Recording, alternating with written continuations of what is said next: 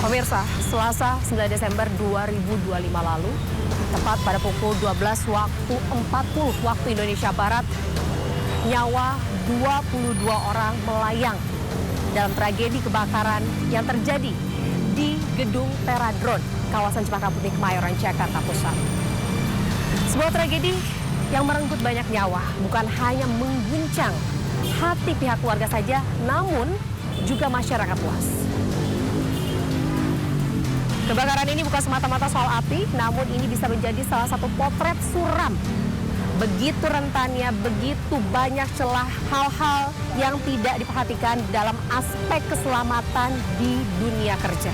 Salah satunya adalah keselamatan di tempat kerja, seperti halnya yang terjadi di Gedung Teradron ini. Di tengah duka dan amarah publik yang bertanya-tanya, apakah ini murni kecelakaan tragis atau ada hal-hal yang perlu dipertanggungjawabkan, baik itu dari hal moral ataupun hukum yang perlu dikemukakan? Saya Anita Dewi, inilah Inside Story. Komplek perkantoran atau pertokoan. Tangga depan! Enggak nyampe. Aparat itu juga tidak bisa untuk memadamkan. Alat keselamatan yang disiapkan oleh perusahaan tidak berbanding dengan barang yang harus diamankan.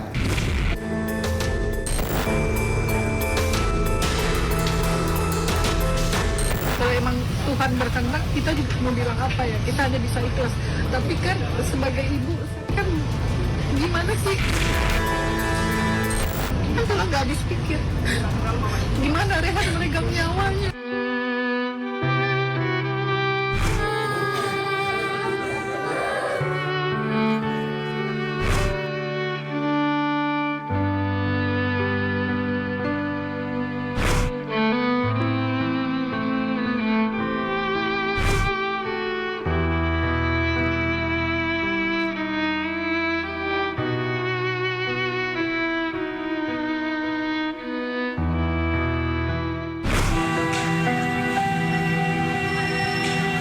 Jen Suprapto Blok A, Cempaka Putih, perkantoran, komplek perkantoran.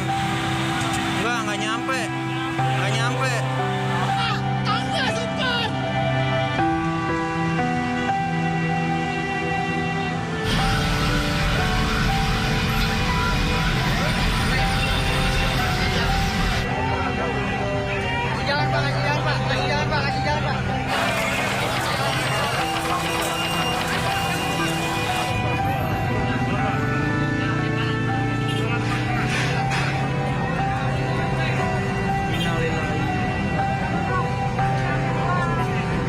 Kasih jalan Pak.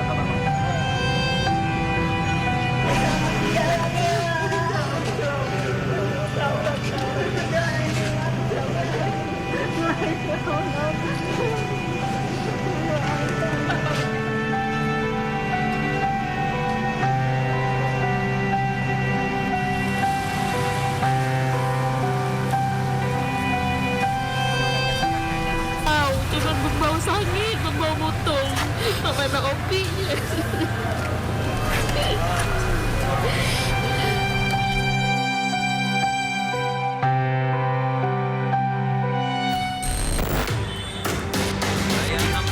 Sebuah gedung 7 lantai yang dijadikan kantor perusahaan jasa pesawat tanpa awak atau drone di Jalan Letjen Suprapto, Kemayoran, Jakarta Pusat terbakar.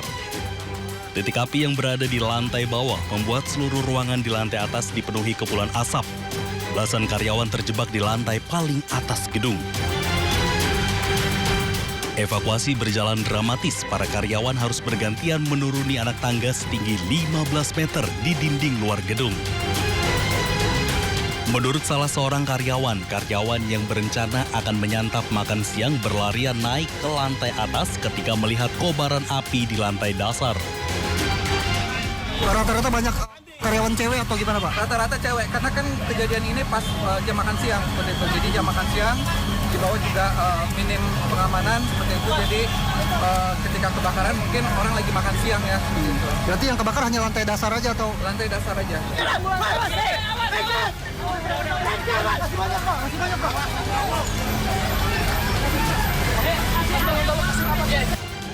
Api berhasil dipadamkan 1 jam kemudian setelah 28 unit mobil damkar diterjunkan ke lokasi. Belum diketahui pasti penyebab gedung tersebut terbakar.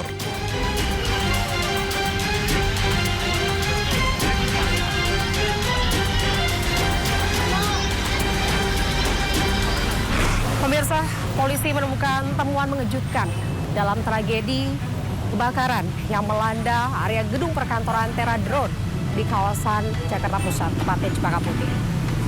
Jika Anda lihat pemirsa, bangunan yang terdiri dari 6 lantai ini, untuk kondisi terkini yang bisa saya jelaskan bahwa kondisinya begitu gelap dan bisa terlihat dengan jelas bahwa di sini hanya terdapat satu akses pintu keluar masuk, di mana ini hanya terdapat satu akses pintu keluar masuk dan bisa dikatakan dengan jumlah karyawan yang informasinya mencapai 76 orang. Dengan kondisi kebakaran yang terjadi pada saat 9 Desember 2025 lalu ini bisa begitu digambarkan kepanikan yang terjadi saat itu. Dan kalau saya lihat sendiri pemirsa dari bukti-bukti ataupun kondisi terkini di lapangan, kondisinya ini begitu memprihatinkan. Berdasarkan informasi juga yang saya dapatkan bahwa ternyata untuk perizinan dari gedung perkantoran ini sendiri memang sebagai area perkantoran gitu, untuk aktivitas perkantoran. Tapi realitanya di lantai dasar ini di mana tempat terjadinya ledakan atau tragedi maut yang menewaskan 22 orang, di sini terdapat 80 baterai drone. Kita masih bertanya-tanya apakah yang menjadi penyebab inti atau indikasi terjadinya kebakaran tersebut. Murni apakah faktor dari baterai atau ada faktor lainnya. Dari sekian banyak korban, 22 korban, ada salah satu korban yang menurut saya begitu menyayat hati, di mana jatuh korban seorang ibu hamil dengan kondisinya hamil tua. Bisa dibayangkan pada saat itu kondisinya dengan situasi yang panas, mungkin sulit untuk bernafas. Dia berjuang bagaimana caranya untuk menyelamatkan diri, naik turun tangga hingga akhirnya beliau menyerah dan ditemukan tidak bernyawa di lantai 3. Ini semua menjadi gambaran, menjadi pelajaran kita bersama, di mana bahwa tempat pekerjaan ataupun perkantoran itu sangat penting untuk memperhatikan faktor keselamatan pekerjanya. Salah satunya adalah area evakuasi. Dan dari informasi yang saya dapatkan juga bahwa pemirsa, ternyata di setiap lantai gedung ini tidak memenuhi syarat di mana adanya APAR gitu. APAR sebagai langkah antisipasi awal untuk terjadinya hal-hal kebakaran. Dan mirisnya lagi, 4 APAR yang ditemukan di gedung ini sudah tidak berfungsi. Dan satu hal lagi pemirsa yang sangat mungkin cuplikan penting, di mana kenapa tim damkar ini mengalami kesulitan pada saat proses evakuasi dan pemadaman, karena jenis ledakan yang ditimbulkan oleh bahan yang meledak di area lantai 1 ini atau lantai dasar gedung perkantoran Tera Drone itu tidak bisa dipadamkan dengan air, melainkan ada upaya lainnya, upaya khusus dari tim damkar, yakni melakukan penyemprotan foam.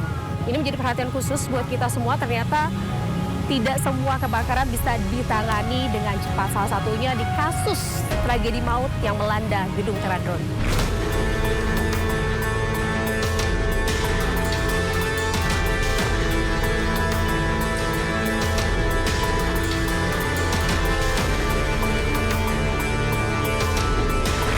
Kisah pilu mewarnai keluarga korban.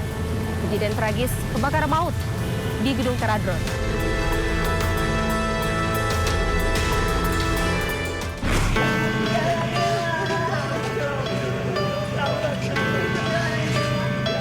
Suami serta kerabat tak kuasa membendung tangis saat menjemput Novia Nurwana, salah seorang korban kebakaran perkantoran Tera Drone di Rumah Sakit Polri Kramat Jati, Jakarta Pusat. Sang suami nampak terpukul dengan kepergian sang istri yang tengah hamil 8 bulan anak pertamanya.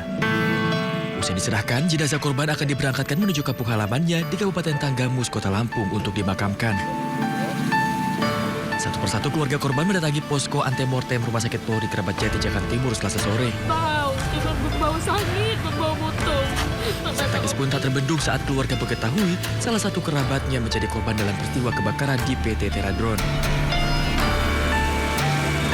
Jalan Suprapto Blok A. Sebelumnya sebuah gedung 7 lantai kantor perusahaan jasa pesawat tanpa awak atau drone di Jalan Letjen Suprapto Kebayoran Jakarta Pusat terbakar. Akibat kebakaran 22 orang tewas dibawa ke Rumah Sakit Polri Kramat Jati untuk diidentifikasi.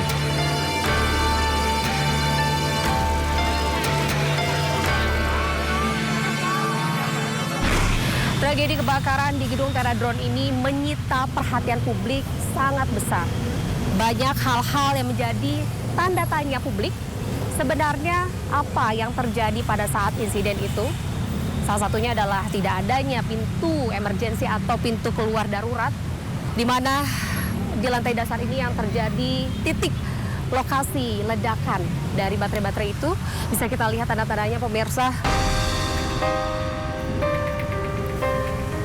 Dari serpihan-serpihan ini bisa kita gambarkan betapa besarnya ledakan yang terjadi kala itu.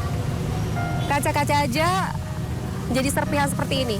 Dan informasinya yang saya dapatkan dari pihak kepolisian bahwa pada saat terjadi ledakan di hari H, besi-besi di dalam ruangan tersebut ini, khususnya di lantai 1, itu bengkok. Besi aja bisa bengkok. Jadi bagaimana dengan tubuh manusia?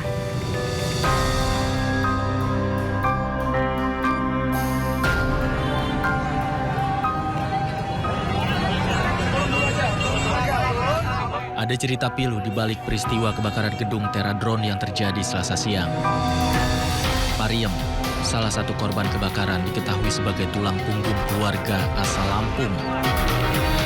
Usai mendengar kabar duka, pihak keluarga dari Lampung langsung berangkat ke Jakarta untuk memastikan identitas Pariem. Bahkan, ibunda Pariem hingga kini belum diberitahu bahwa anaknya telah tutup usia. Pariem sudah bekerja selama 3 tahun di PT Teradron. Ia merantau seorang diri demi menafkahi ibunya yang sudah tua. Ya, saya dengar dari informasi dari media, katanya Pemprov DKI menanggung untuk transportasi ambulan. Cuma kami tolonglah yang dari Lampung ini, ya tolong digratiskan lah ambulan untuk Pemprov DKI-nya. Jangan sebelah-belah pihak lah. Karena kami ya orang nggak punya di Lampung. Tulang punggung keluarga karena bapaknya udah nggak ada, ibunya udah tua, udah nggak bisa jalan jauh. Keluarga berharap pemerintah Jakarta bersedia menanggung biaya pemindahan jenazah ke Lampung.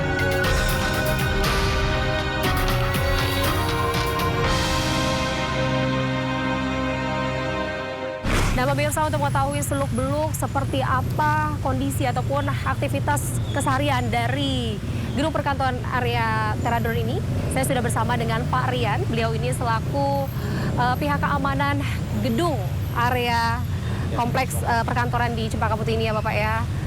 Pak Rian, boleh diceritakan Pak, sebenarnya kronologisnya seperti apa sih Pak pada saat kejadian insiden tragis kebakaran di gedung Teradron ini? Informasinya kan Bapak ini menyelamatkan begitu banyak korban, dan salah satu aksi heroik yang viral itu ketika seorang wanita berusaha untuk melompat namun Bapak berhasil untuk menyelamatkannya. Boleh diceritakan Pak? Ya, kronologinya awalnya itu apinya kecil. Oke. Ya, di baterai itu apinya kecil. Nah, kebetulan itu semakin lama itu semakin besar apinya. Oke. Nah, akhirnya kita bantu dengan apar. Bantu dengan apa? Ya, jadi ada upaya pemadaman dengan apar dulu ya Pak ya? Dengan rame-ramenya sama karyawan-karyawan semua. Dibantu dengan apar, akhirnya itu nggak padam. Tidak berhasil. Dia malah semakin keluar asap. Keluar asap. Jadi dari mulai percikan api, Ya, percikan api lalu itu, asap. Betul, asap, akhirnya semakin lama itu dia langsung meledak. Oh, tidak berselang lama dari asap keluar itu terjadilah ledakan begitu ya Pak? Ya, betul. Asapnya ini pekat yang ditimbulkan Pak? Betul. Asap pekat. Oke. Dari ledakan tersebut, Bapak kondisinya ada di dalam atau sudah di luar gedung? Sudah di luar gedung. Ada ledakan. Oke. Ada ledakan, kita langsung menghindar. Setelah itu langsung saya bilang sama karyawan, itu evaluasi dulu. Ini ya kan. Akhirnya saya nekat masuk dalam. Itu pun karena ada permintaan tolong. Ada. Saya nekat sendiri. Bapak nekat sendiri. Itu inisiatif Bapak ataukah karena ada yang minta tolong di atas Pak Ya, sebelumnya? Kebetulan yang di atas itu belum minta tolong. Belum minta Yang tolong? Di bawah, karena di lantai atasnya itu masih ada. Bisa Bapak ingat nggak Pak kondisinya di bawah itu saat itu ada berapa orang Pak? Banyak. Banyak, lebih dari 15? Lebih dari 15 orang. Akhirnya saya langsung ke atas, sebagian keluar. Setelah itu saya lihat ke bawah lagi itu apinya sama asapnya itu semakin tebal. Nah, akhirnya Boleh kita sedikit bergeser ke arah gedung Pak? Jadi kalau kita lihat kan Pak, ini secara kasat mata nih Pak, dari luar hanya terdapat satu pintu keluar Pak. Hanya terdapat satu pintu keluar nih Pak Rian. Benar seperti ini Pak kondisinya? Ini pintunya. Lalu yang sebelah sini apa Pak? itu Yang tertutup? Gudang kayaknya itu. Pas kejadiannya api itu di situ. Di gudang itu? Gudang. Oke, titik apinya di bagian depan atau di belakang Pak? Di depan ini, belakang samping. Percis di bagian area depan? Itu ya, di situ apinya, awal mulanya. Ini awal mulanya ledakannya ada di sana ya Pak ya? Iya betul. Akhirnya setelah itu ya udah, saya lihat apinya udah semakin tebal, asapnya juga semakin tebal. Asap makin pekat. Saya langsung keluar.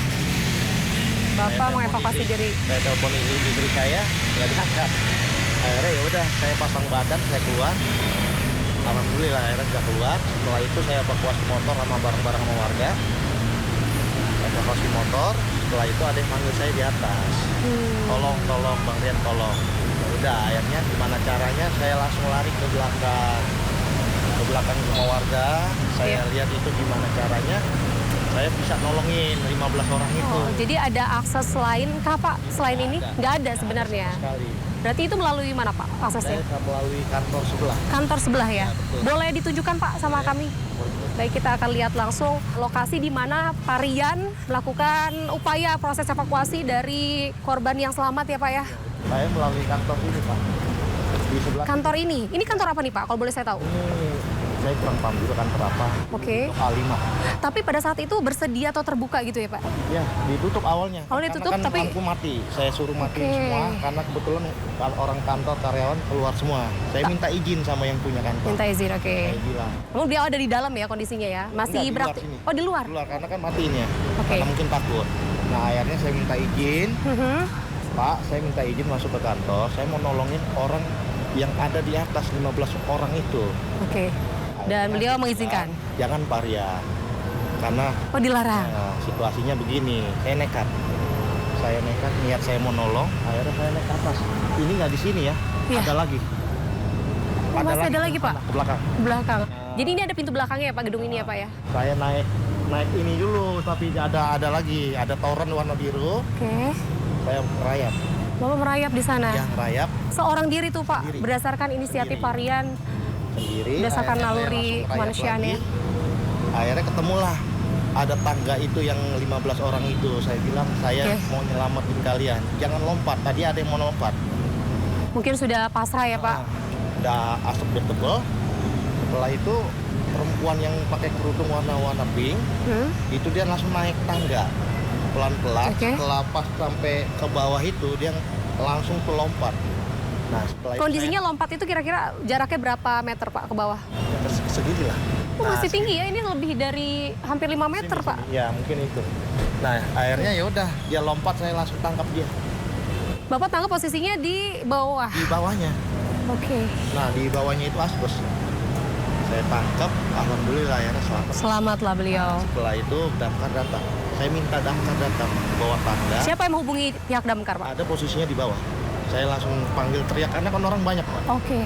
Saya Berarti teriak. sudah ada inisiatif warga ya betul, untuk ya. menghubungi Akhirnya damkar. damkar datang melalui kantor yang dijebol itu. Alhamdulillah damkar datang. Kita langsung evakuasi yang sisanya di atas. Itu kronologinya. Kronologi seperti itu. Iya. Ini kita bisa akses ke dalam nggak sih Pak Nggak apa-apa. untuk saat ini? Mau ke tempat atasnya. Boleh.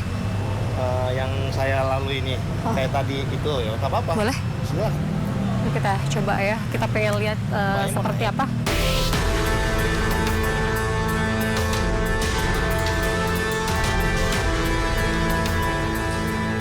Pemirsa, saat ini saya lagi mengikuti Pak Rian, di mana ini merupakan akses evakuasi yang ditempuh Pak Rian pada saat berupaya untuk menyelamatkan 15 korban yang terjebak di lantai atas gedung Teradron. Posisi gedung ini berada tepat di area samping gedung Teradron. Kita udah mulai naik ke lantai 3 gedung. Bisa dibayangkan ya pemirsa, pada saat genting tersebut dengan melalui tangga-tangga ini saja sudah cukup menguras energi begitu. Apalagi ditambah dengan kondisi yang rasa pekat, panas, kebakaran, dan yang lain-lain. Bapak permisi ya Pak, jadi ngeremati.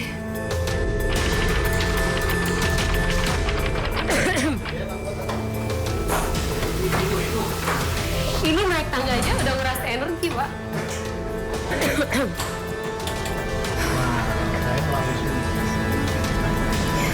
Maaf ya Pak, permisi. Luar biasa banget pemirsa, nggak bisa dibayangkan ya dengan pintu sekecil ini. Pada saat itu Pak Rian dengan begitu heroiknya, begitu ya, dengan sigap cepat, bergerak cepat langsung berusaha untuk mengevakuasi para korban di gedung Teradron itu ya Pak. Dari lantai ini Bapak ke sana? Naik lagi. Itu aja sudah cukup menguras energi besar sekali. Namun Bapak masih berupaya lagi untuk menyelamatkan mereka. Sebenarnya apa yang menguatkan Bapak sampai sebegitu kuat ingin menyelamatkan banyak orang saat itu Pak? Ya karena emang kita niat gitu kan. Dan juga dibantu sama istri saya gitu. Dua istri ya Pak? Dari istri saya.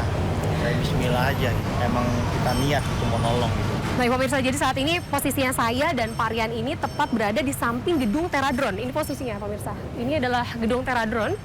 Dan posisi saya dan Pak Rian saat ini ada di gedung sebelahnya, tepat di samping belakang gedung ya Pak ya. Dan berada di lantai 4. Jadi Pak Rian masih naik lagi ke atas toran tersebut, lalu turun dan akhirnya menemukan tangga darurat, tanda evakuasi yang sempat viral di media sosial itu ya Pak ya. Luar biasa. Lalu pemirsa, sebenarnya apakah penyebab banyaknya jatuh korban di tragedi kebakaran gedung Teradron?